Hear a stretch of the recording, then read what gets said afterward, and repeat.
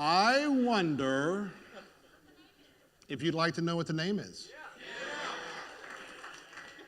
The most popular man in the house is my next guest. Clint Cline, come on up.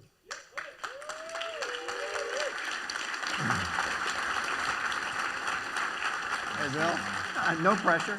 No, you're fine. Have a seat, have a seat. Come into my living room. Now, let me just say this. It is a double honor tonight because Cliff and I go back to, I think, in the 80s. I had hair. He had hair back then. And Clint lives in Brandon, Florida. I live in Tampa, Florida. And we worked on our first issue. It was either 80s or early 90s, long time ago. City of Tampa. We won't go into what it was. Right. But the gentleman you see before you is a very remarkable guy.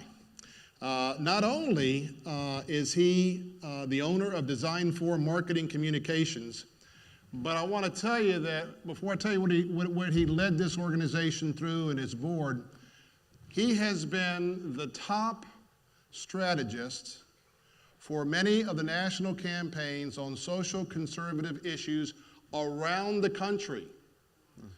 In many places that you would have never seen his name, and in fact, I can tell you, he has spent decades shunning publicity, and I am amazed he's on this stage with me tonight.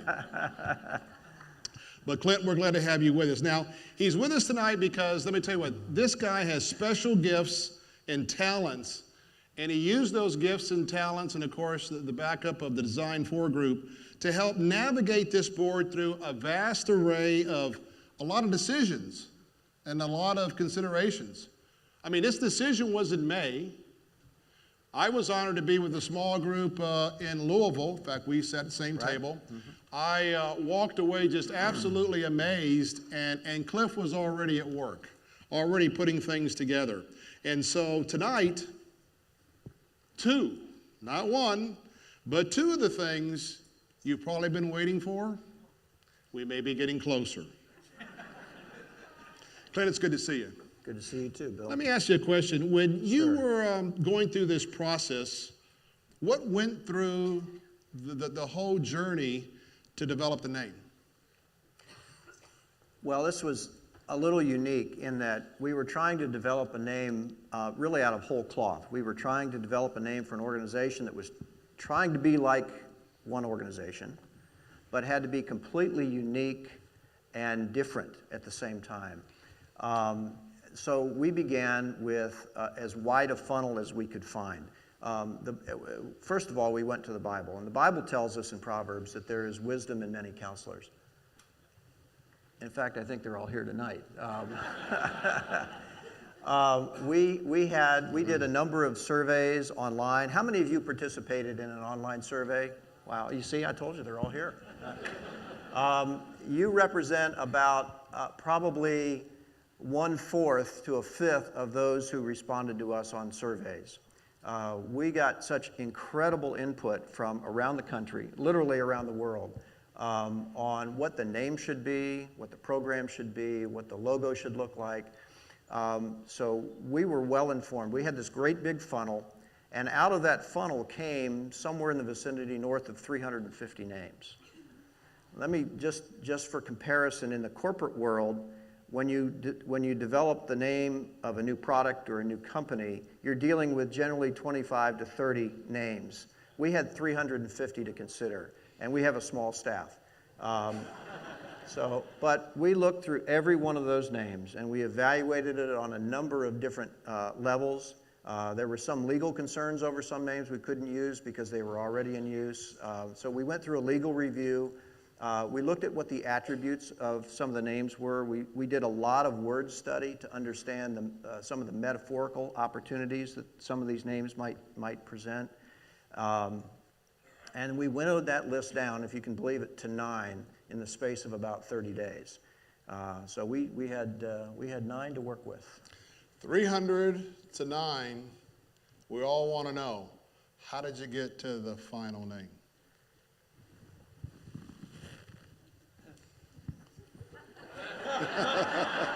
No. We were a little more scientific than that. We went to a professional research firm out of Washington, D.C. that I've worked with before on a number of occasions. And we engaged them to do some focus groups for us. Who all knows what focus groups are? Ever been a part of a focus group? Good. We did focus groups in Orlando with parents, both of scouting age youth, parents who didn't have an experience with scouting in their history. Most of them were sports-related parenting situations. And then we went up to St. Louis, where we engaged 4 focus groups, 2 with parents that had both scouting experience within their family, as well as non-scouting experience. And then we engaged youth as well. We had 2 great groups of young guys that we brought in and asked them about each of these names. And I want to tell you that the feedback that we got from these guys completely blew me away. I was not expecting what we heard. They were so energized when they understood what this program was going to be. In fact, the slogan that you'll see when we release the logo in a couple of weeks. Oh, was that tonight? It's in the mail. It's in the mail. Oh, darn. Came directly from the mouth of one of the guys. We just moved one of the words around, but it was virtually verbatim out of the focus groups. And they gave us a number of ideas about input to the names with the larger naming nomenclature that you'll see rolled out through the programs a little bit later. But so it was really the guys that helped us derive the name. So when it all got down, who actually made the final decision on this name that we're gonna tell you in a minute or so? Well, it was the board's decision to make the name.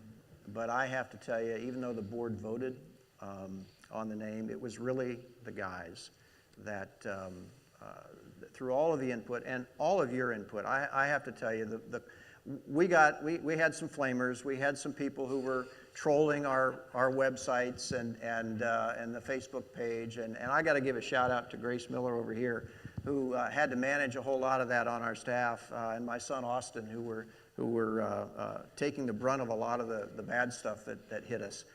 But by and large, the comments were positive, were overwhelming, were constructive, were well thought out. This wasn't something that was just irrationally thrown at us. There were a lot of very, very good ideas and a lot of good input that came from you all. And I thank you for that, because it made our job a whole lot easier. So that's how We got the name, and then after we came to the name, a logo's very important. How did that journey get to that destination? Sure. Well, we had been, our staff had been immersed in this ever since John gave us a call and said that he was forming something called onmyhonor.net. And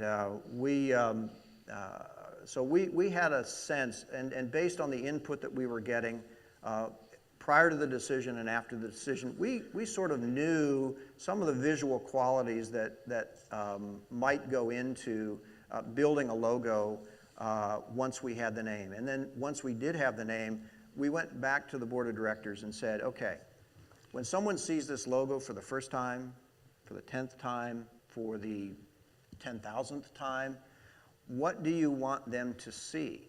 What, beyond the name, what are the visual qualities that this logo had to convey to someone? And I asked them for a list of 10 factors.